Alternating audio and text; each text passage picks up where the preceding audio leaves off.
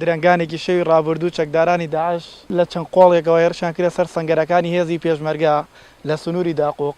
بەڵام خۆشبەختانە هێزەکانی پێشمەرگە توانیان پەرپەرچی هێرشەکان بدەنەوە و شکست بە چەکدارانی داعش بێرن. ئێرە سەنگەرەکانی هێزی پێشمەرگەیە لە سنووری داقوق.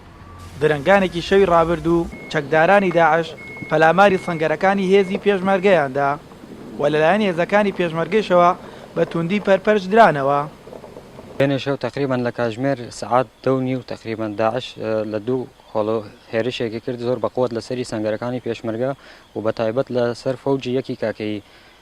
ئیتر ئێمەش وەکو پێشمەرگەی کوردستان توانیمان هێرشەکەیان بشکێنینەوە و بە هیچ شێوەیەک مەجالمان پێ نییە کە عەبر ئەم ساترە بکەن. ڕۆژ کاکمەریوان شەو پەیوەندی پێمانە کرد بۆی ئامادە بن بۆی هێرش کراوەتە سەر سەنگەرەکانی هێزی پێشمەرگەی کوردستان لە داقوق فەوجی کاگەیەکان.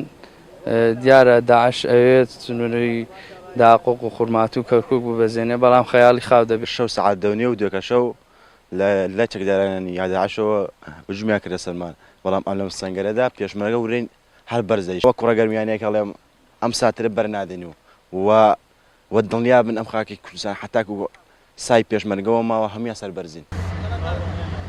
فەرماندەکانی هێزی پێشمەرگە لە سنووری میحوەری داقوق ڕای دەگەێنن ئەوان ناوچەکانیان بە خوێن دەپارێزن و ڕێگایش نادەن تیرۆرستانی داعش پلانی بۆگەنیان سەر بگرێت و ئەم جارێشیان پلانێکی گەورەی چەکدارانی داعشیان بوو چەڵ کردەوە. شەو کاتژمێر دە و چارێکی شەو تیرۆرستانی داعش پەلاماری فەوجی کاکەیاندا بەڵام خۆشبەختانە لوتیان شکا و بە شۆڕی گەڕانەوە سەنگەرەکانی خۆیان و ئێسەیش هێزی پێشمەرگەی کوردستان و پێشمەرگەکانی فەوجی کاکەی لە سەنگەرەکانی خۆیان بەرکی داخۆخ و دەوروبەری دڵنیا دەکەینەوە کە بە هیچ شێوەیەک نایڵین تیرۆرستانی داعش قاچی ڕەشیان بخەنە سەر ئەم خاکە پیرۆزەمان. قەزای داقوق سەر بە پارێزگای کەرکووکە و 40 کیلۆمەتر لە ناوەندی شاری کەرکووکەوە دوورە و لە ئێستادا لەلایەن هێزەکانی پێشمەرگەوە ئەو قەزایە دەپارێزرێت.